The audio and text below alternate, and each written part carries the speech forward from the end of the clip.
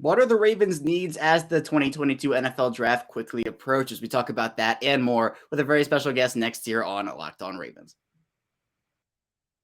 You are Locked On Ravens, your daily Baltimore Ravens podcast, part of the Locked On Podcast Network, your team every day.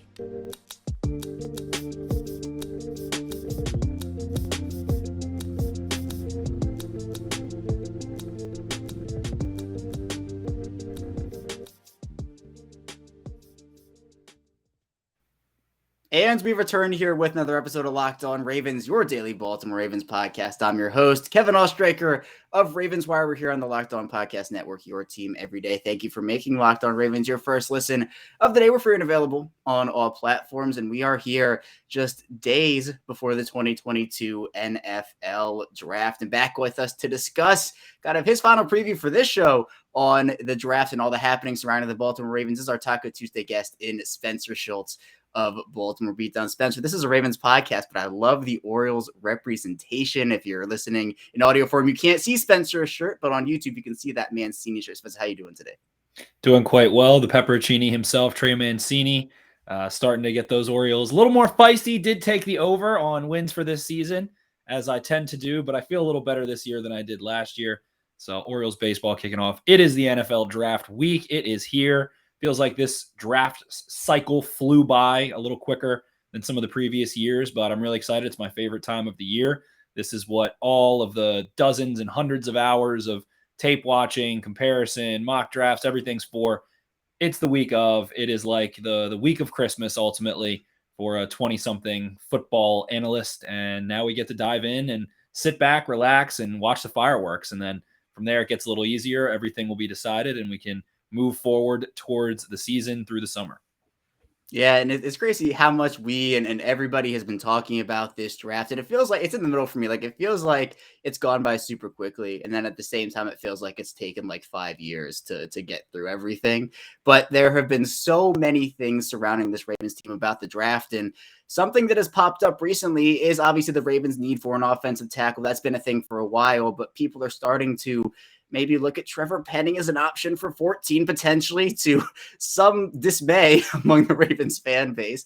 But Spencer, there was some news reported on Ronnie Stanley yesterday by Ian Rappaport of NFL Network saying that there is optimism surrounding his status for 2022. And obviously there's a lot that goes into a report and announcement like that. And obviously just a couple days before the draft, I was wondering just your announcement or your reaction to the announcement of this report that Ian Rappaport put out, and if there maybe is anything relating to the timing of it, in your opinion. Has to be. The timing is conspicuous at best.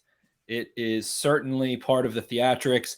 There are dueling reports that the Ravens absolutely love Trevor Penning and have done ample research, homework, calls. They've been in on him since during the season. They spent a lot of time at UNI, and that Eric DaCosta has said, I made a mistake last year not having a better insurance plan for Ronnie Stanley's health, or not believing the timeline or doing enough due diligence on the timeline to getting him back in the right spot. So the Ravens do have that scorned lover kind of mentality where when something burns them, they double down on making sure that it is not an issue again. And for the Ravens, that right now is that tackle situation. 2020, Ronnie Stanley goes down that season, and then you slide Orlando Brown over. Okay, and the entire right side of your line collapses. You didn't have proper depth there. You are platooning DJ Fluker and Tyree Phillips. 2021, Stanley goes down again.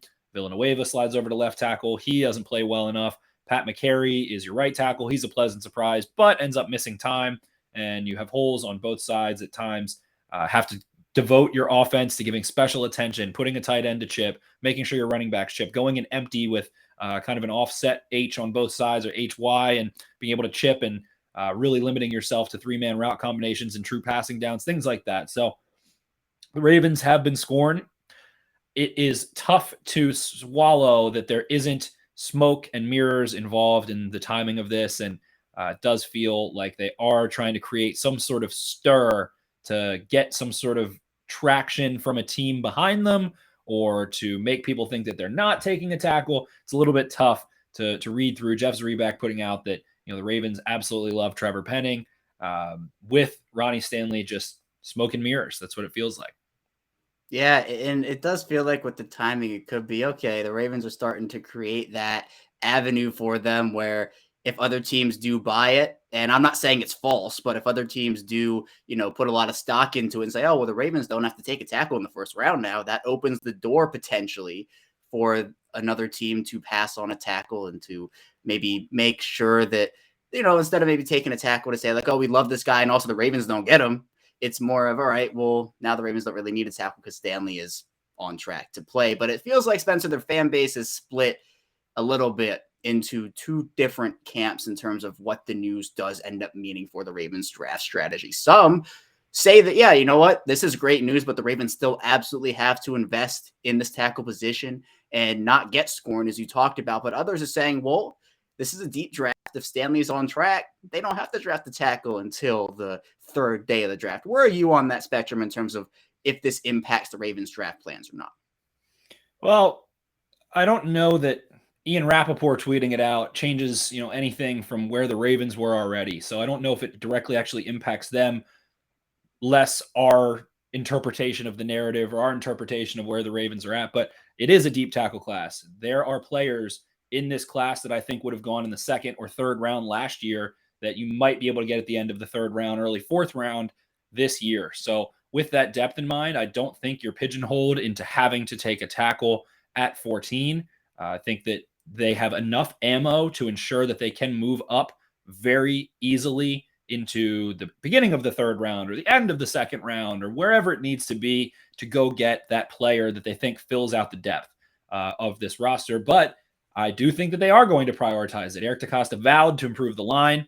A lot of, that penning homework and a lot of those Ravens love penning speculations came before Morgan Moses became right tackle. Morgan Moses is 30 years old. That's not terribly old for a tackle. He's not a spring chicken, but, probably has a couple decent years of football left in him at worst.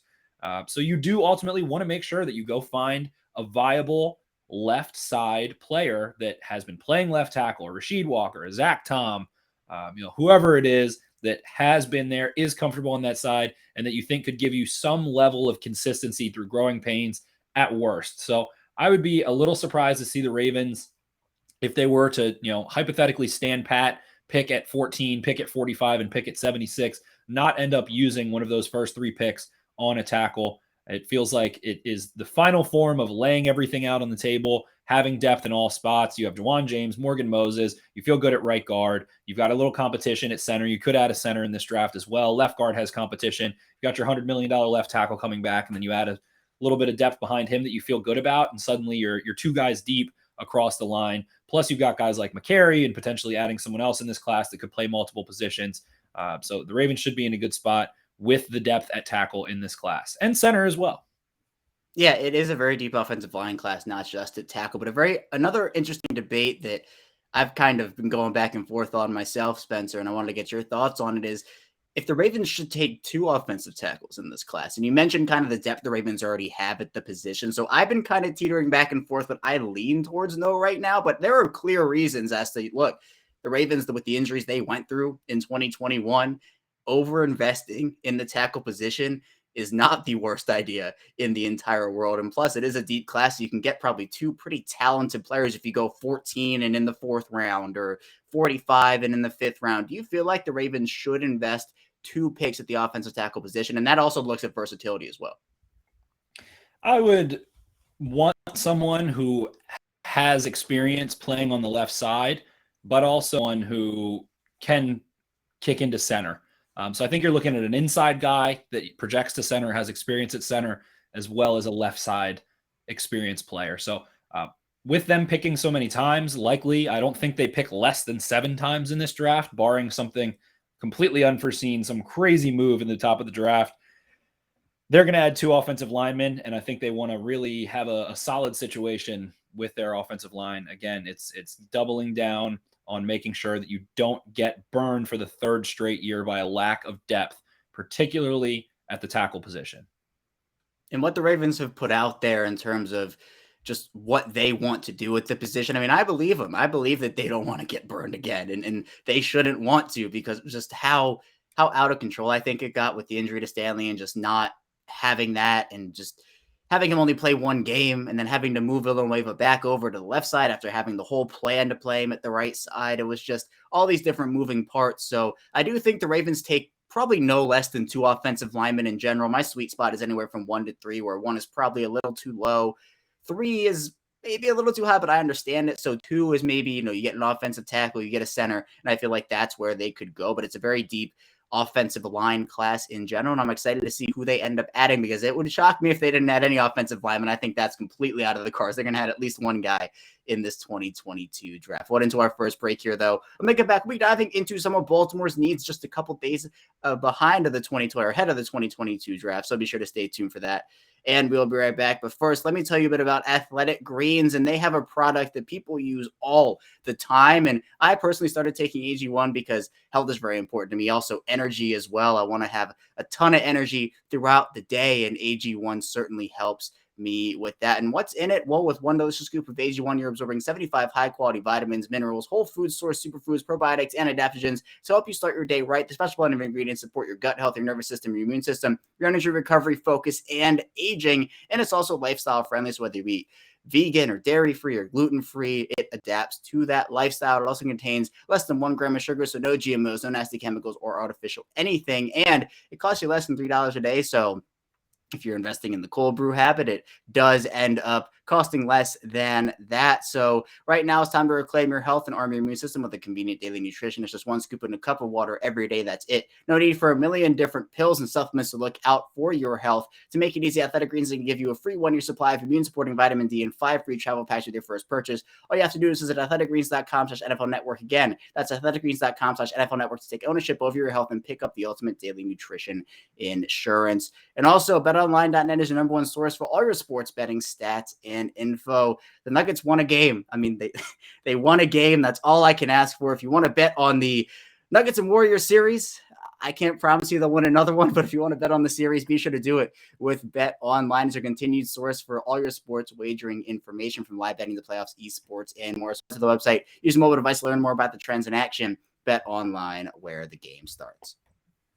We're back here. Our second segment of Locked On Ravens. Kevin Oestreicher still here with Spencer Schultz of Baltimore Beatdown, talking about this Ravens draft that is going to be really exciting, honestly. And also, we have a ton of stuff coming up on the Locked On NFL podcast network for live draft coverage. And for the first time ever, Locked On is actually hosting a live coverage of the 2022 NFL draft from our studios in Dallas with pick analysis from our local team experts and draft gurus. So tune into all 3 days as our draft team guides you through every pick and every trade in real time. Starts on Thursday, April 28th, 7 p.m. Eastern time, available on the Locked On NFL YouTube and the Odyssey app as well. But Spencer, this Ravens draft, 10 picks, a lot of needs still to fill on this roster. And we've talked a lot about just where the Ravens need players. Edge has been a big position of that. Cornerback has been a big position of that.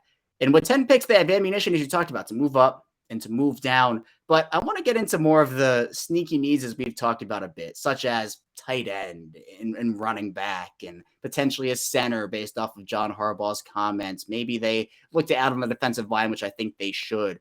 But where do you see the Ravens investing in some of those sneakier needs? And do you think that some of them maybe pop up earlier than expected, such as a running back or a tight end? I think that the Ravens really need cornerbacks, and I think that they're keen on this class. This is a nice class. There's a lot of taller, longer, press experienced corners that fit their typical MO and what they've built. And with Marlon Humphrey and Marcus Peters constituting such a large cap devotion, as well as Marcus Williams, you really need to have insurance to protect yourself. If that is your team building philosophy, build from the back forward, we invested a lot of money there, then you need insurance. And we've watched the Ravens, 7 out of the last 8 years become thin at corner. It almost feels like no matter what they do end up thin at corner, aside from maybe like 2019 and 2020 to a degree. So other than that, every year they've had issues. They let Tavon Young go. Bringing Marcus Williams in does indicate maybe Brandon Stevens plays a lot more slot and a box role, and I think he could definitely thrive there. He's really loose, able to fluidly match routes and patterns, but at the end of the day, they need another corner. You're talking about, 3, maybe 4. Ardarius Washington's a slot guy. You're not going to ask him to play any outside corner. Amon Marshall has never played Still, hoping you can get something out of him, but that would be the definition of insanity to expect him to have a role at this point. It's more of a pleasant surprise if he's someone who can even make it through camp. So, one of the most talented prospects ever, had a nice career at USC, just hasn't been able to stay on the field, and banking on someone who has never stayed on the field to have a role, I don't think is a good process. So ultimately, I think corner is a very heavy need. Running back and tight end, I don't think are necessarily needs. Backs, you can find UDFAs, you can find late round guys, but when you have so many picks, you can't take, we have a need at corner. We're going to take three. They're not going to take three corners. They're not going to take, three edge rushers. They're not going to take three tackles, and that's your 9 picks. So you got to spend the pick somewhere. If they pick 7, 8, 9 times, then a back feels likely. I really like a Brian Robinson, a Tyler Algier, Rashad White for fits for the Ravens, Zamir White as well on, late day 2, early day 3, maybe mid day 3. Tight ends wise, I love Jeremy Ruckert. I think he brings a real wide presence and is able to have some movement skill at the top of his routes. There are a couple nice tight end options in this class. Jelani Woods has gotten a ton of buzz for his, combine, everything like that. Also a super experienced blocker at Oklahoma State. Not that he was necessarily dominant, but was asked to do a variety of things. Has upside there. K-Dot, and another one from Washington that feels like a real serviceable blocker. Jake Ferguson from Wisconsin, a very serviceable blocker. So all guys that can give you a little bit more downfield likely than Nick Boyle can. And again, you really missed Nick Boyle last year. You do kind of have Pat Ricard that can do some things, but tight end feels like a spot where the Ravens haven't added in a while, and it's likely that they could. Josh Oliver, I thought was going to have a little bit more of a role in this offense, couldn't quite carve it out. So it feels like they probably want some competition there, and I think it's pretty unlikely that the Ravens don't walk out of this draft with at least a running back or a tight end. But sneaky needs other than that, I don't know. Another boundary body at receiver, maybe a Romeo Dowles later in the draft out of Nevada. It feels like if you're to lose Marquise Brown or Rashad Bateman for an extended period of time, who do you trust to go line up outside around the numbers and in an isolated situation and go win? I don't think they really have an outside body aside from Bateman, and I guess Brown plays a lot there at times, but not that he has the body for it necessarily, but that skill set to threaten vertically and be able to win in isolated situations. So I think adding another, taller or plays bigger and can threaten vertical receiver is something that this offense could use. Another X type. Miles Boykin is gone now, and there's definitely competition, but it feels like, again, that's a spot where if one of those guys goes down for 8 games, you're going to be limited in what you can roll out and how you can threaten defenses. Right. And that's exactly where I actually wanted to go with you next, is the wide receiver position, because there has been that debate of where the Ravens should take a wide receiver. And this is a deep class wide receiver wise, but the Ravens obviously investing 6 picks in the wide receiver position over the past 3 seasons. A lot of high picks as well. I mean, the Ravens' first round pick last year was Rashad Bateman, and obviously 2019 it was Marquise Brown. And there have been people who are on the wide receiver at 14 train or in the first round train. There are others who believe that, you don't have to spend that pick on a wide receiver because there are those big bodied players a bit later. And I agree with you. They do need that big body player. But Spencer, where are you? Where's your final stance in terms of the wide receiver train for you? Where would you feel comfortable with the Ravens taking a wideout in this draft? Anywhere. I'm comfortable with the Ravens taking a wideout anywhere in this draft. I feel like maybe the 3rd round isn't a great spot for receivers based on me and my own exercises, trying to work through and work through mock draft situations and things like that. But 14, I wouldn't be, ridiculously floored with it. If you can go add a Jamison Williams to this offense, someone that adds another element of being lethal over top, speed that you have to worry about, and you feel like you can, have that depth if you're confident in Ronnie Stanley. There are needs on the defensive side of the football, but this is supposed to be the deepest defensive draft in years. I do like edge options in round 2, round 3, round 4. Guys like Alex Wright, Josh Paschal, Drake Jackson, Sam Williams. There's a ton of them. So, corner, again, there are day 2 guys at corner that you think can go play pretty quickly. So wide receiver, I don't think they maybe should, but I also don't think they shouldn't. I'm relatively indifferent to that. And if the board falls a certain way, I think that adding someone who can do something after the catch, also be an outside body, and just continue to take this offense to another level is a way to threaten defenses, limit the way that they can play you, and add another dynamic element. If you're able to roll out a Jamison Williams, who I think clearly is my favorite in this situation, as I've said his name twice now, but adding him it creates a fluidity of Bateman and Brown being able to play inside or outside. You have Mark Andrews, you still have Devin Duvernay, you have insurance if someone goes down. Your pass game's not going to suffer. And with Lamar Jackson having the football in the backfield, there is going to be a real catch-22 if you have a truly dynamic wide receiver room. And particularly with Williams, just to go further, with Brown and Bateman, so hopefully healthy going into the season, there's not a ton of pressure on him to be playing 70-80% of snaps early. He can pick his spots, pick and choose, have a specific role, gain his confidence back. You can make sure he rehabs properly and get him in there. So even first round, second round, George Pickens, I would love in the second round. So I don't think there's a bad spot to take a receiver. And I don't think it's a bad question to ask of where can the Ravens, take this offense over the top on the offensive side of the ball. Every mock draft is an edge rusher or a corner or an offensive lineman. And sometimes the highest rated player on your board, if the board falls a certain way, can still add another dynamic element that maybe can help you overcome or compensate or supplement some of your weaker areas as a football team. And with those remaining picks, they should be able to fill out the defensive side of the ball as needed to a degree.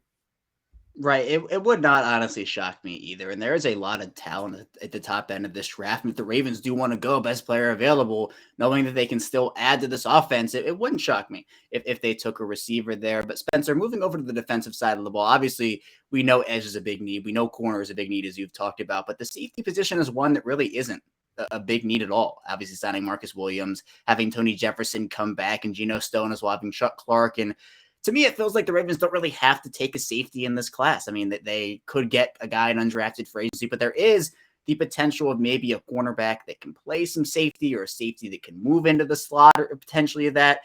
Do you feel like the Ravens need to draft a safety in this class in the later rounds, or do you feel like that's a position where they can just kind of cross it off and focus elsewhere?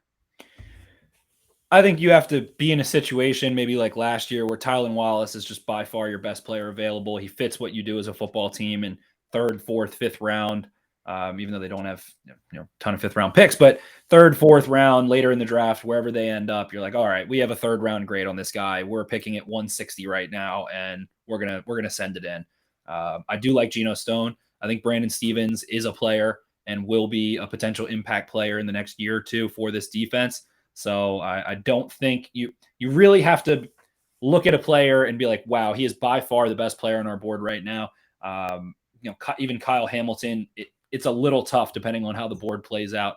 And some people have him as the number one player in this draft. So it's a little tough, but with the commitment they just made to Marcus Williams, with what Chuck Clark does for this defense and having depth behind it, it feels like it's likely they don't spend a pick in the safety room. Yeah, and we were talking about how before free agency, before Marcus Williams and everybody, that it was a need for them, but they addressed it in a really good way in free agency. And, you talk about Tylan Wallace. I know you might remember me pounding the table saying the Ravens are not taking two receivers in the 2021 draft. I was on that. And then Tylan Wallace becomes available. He's the pick. And I'm like, that makes sense. He's a player that shouldn't be there in this situation. Best player available, you look at it that way. So I don't think the Ravens need to draft a safety, but I agree with you, Spencer. If the guy is the best player on the board and has been for multiple rounds for them, then I think it makes a lot of sense because you just add talent on top of talent, and that's what this team has become so good at doing over the course of their franchise history. But we'll head into our final break here now. Make it back. We'll be diving into official predictions for number 14 and more. So be sure to stay tuned for that. Still a ton to talk about here on Locked On Ravens. First, let me tell you a bit about Rock Auto, and this episode is brought to you by Rock Auto. And with the ever-increasing numbers of makes and models, it can be impossible for your local chain auto parts stores to really stock all the parts you need. So sometimes you can endure some pointless or seemingly intimidating questioning, and you have to wait while the person behind the counter orders the parts on their computer. And you can only really choose the brands they happen to carry because that's all they have. But now you have computers access to rockauto.com at home and in your pocket. You can save time and money when using Rock Auto. Rock Auto is a family business, so they've been serving do-it-yourselfers for over 20 years, and their prices are very, very low, reliably low, actually, for every customer. Their website is actually really easy to use. You can find the solution to all of your auto part needs. So go to rockauto.com right now. See all the parts available for your car or truck. Right, Locked On. They're here to hear about us box, so they know we sent you. Amazing selection, reliably low prices, all the parts your car will ever need. rockauto.com. We're back. Our final segment of Locked On Ravens. Kevin Oestreicher still here with Spencer Schultz. And thank you for making Locked On Ravens your first listen. Now go make Locked On NFL Draft your second listen of the day with Brian Tracy and former NFL cornerback Eric Crocker. But Spencer, a lot has been made of the 14th pick just because the Ravens don't really pick this high usually. Usually they're in the early 20s or the mid 20s or the late 20s or the 30s even. having a pick at 14 gives them a ton of different options. And there are people on team trade up, on team trade down, on team stay put. But based off just the hunches you have, Spencer, what do you feel like this team does there in terms of movement? Do you feel like they trade up? Do you feel like they trade down? Or do you feel like they stay put? And obviously, a lot of it does depend on the board come draft night. Yeah, it certainly takes two to tango, and it comes on a team-by-team basis. You look at a team like the Carolina Panthers picking at 6.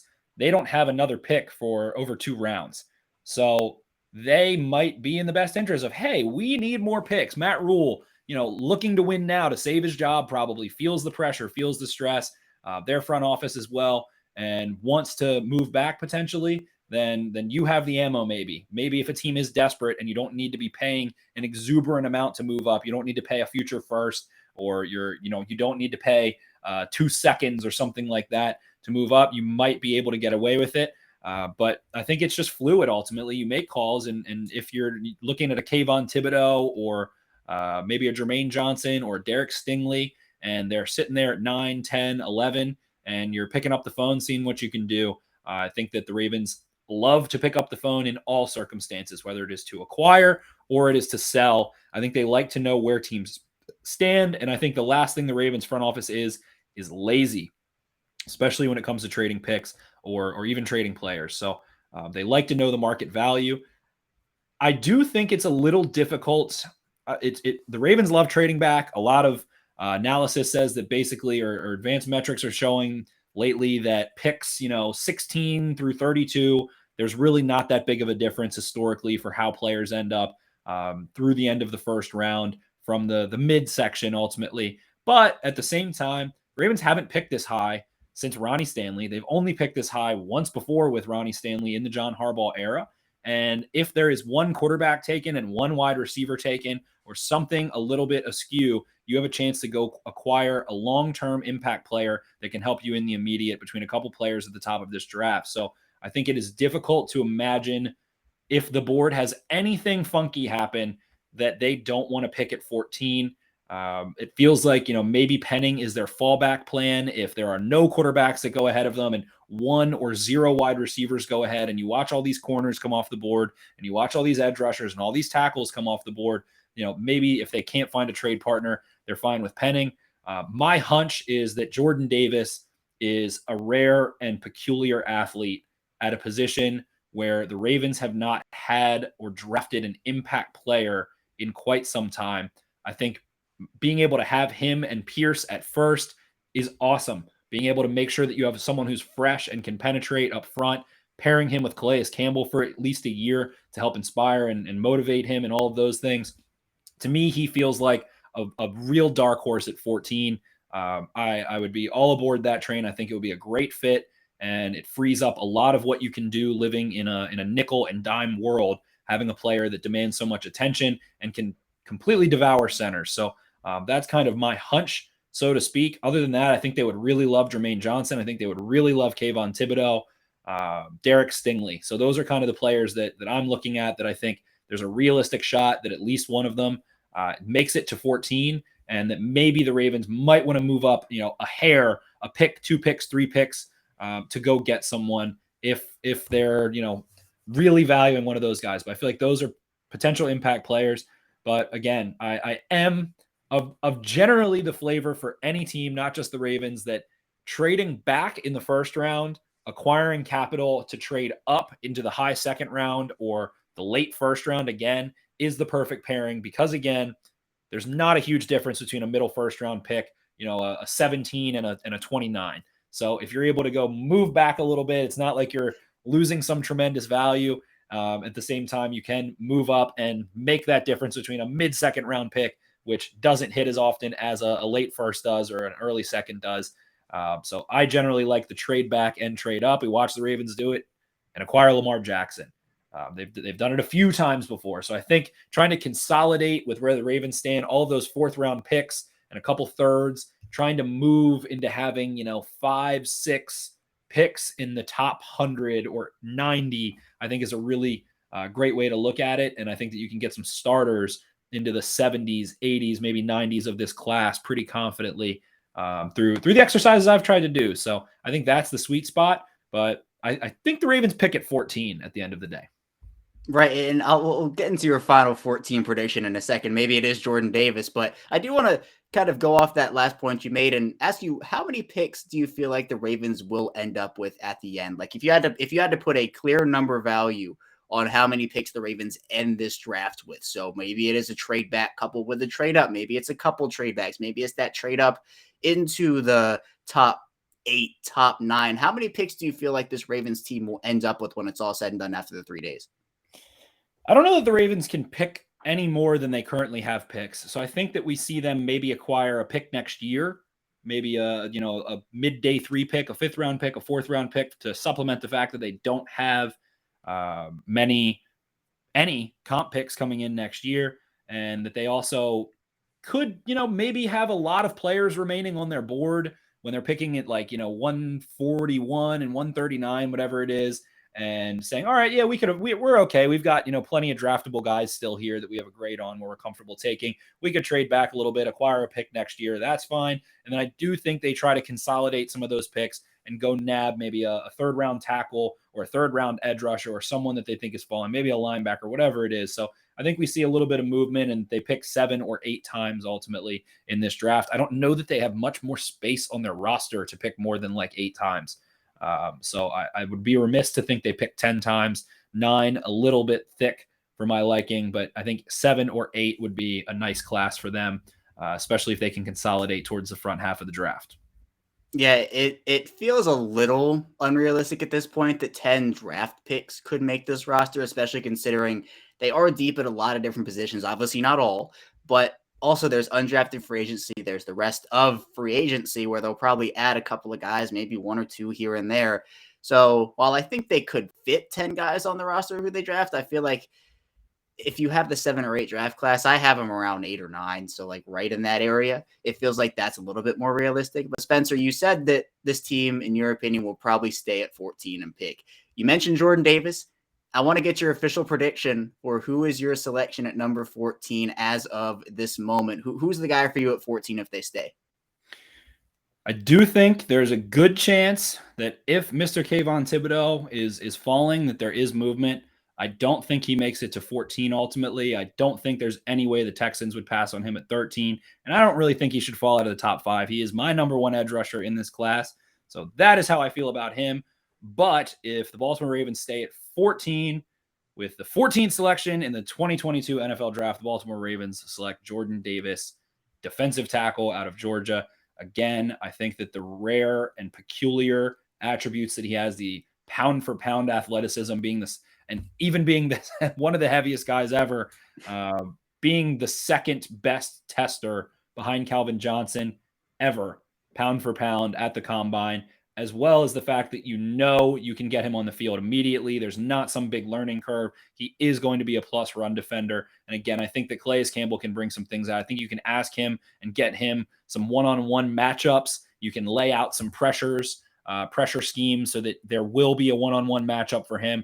And the fact that he can actually force quarterbacks and mobile quarterbacks to have to banana and take bad angles. They can't turn the corner when he's chasing them. Like we saw, no disrespect to Jelly Ellis, but when he would pressure the pocket and have a 5-yard run to go make to hit a quarterback, that quarterback could get their shoulders upfield, re-square, and throw. When Jordan Davis chases you, that is not the same situation. I really like him. I think that he's comparable to Dexter Lawrence coming out of Clemson a couple years ago, someone who's put up over 100 pressures through his first 3 years, had over 20, I think, quarterback hits ultimately, and is just an absolute menace as a run defender. And I think that finally helps you phase out of the Calais Campbells and the Derek Wolfs and needing to keep signing these players to kind of man your front.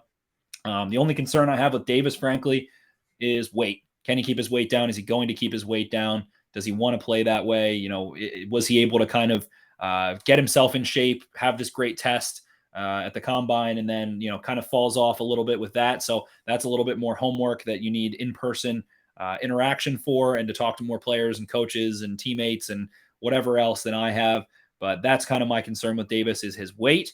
And if he can keep it down, I think you're talking about a Pro Bowl, All-Pro player in this league. So I think it's too juicy to pass on at 14, especially. I don't think Stingley's there. I don't think Thibodeau's there. I don't think Jermaine Johnson's there. Maybe Charles Cross, maybe. But I think even between him and Penning, I feel like it's very hard to pass on Jordan Davis at 14. Yeah, Davis kind of feels like a Raven. I can't really put my finger on it, but he just feels like a player that this team would select. And you're right. Calais Campbell is not a long-term option. Derek Wolfe, not a long-term option. Michael Pierce, not looking like a long-term option. So you have to kind of get into that next generation of guys where you have Madubuike, you have Broderick Washington. I think Davis adds to that, and it's just a unique player, and I think will be such a dominant player at this level. Where if he's there at 14 and there isn't that top end Derek Stingley or Thibodeau or Jermaine Johnson, whoever, I'm completely content with the Ravens taking Jordan Davis. So I'm all on board with your pick there, Spencer. But that's all I have for you here today. Thanks so much for joining me here once again. It's crazy that when we talk next week, we'll know the draft season will officially be over, and we'll know whether it is 10 guys or 7 guys or whoever. We'll know who this Baltimore Ravens team selects. We certainly will. Draft season is upon us. Happy draft week to everyone listening. Make sure to go give Kevin 5 stars. Share this podcast with a friend. Reward the man who gives you the best daily coverage. Thank you so much, and I'll talk to you guys next week.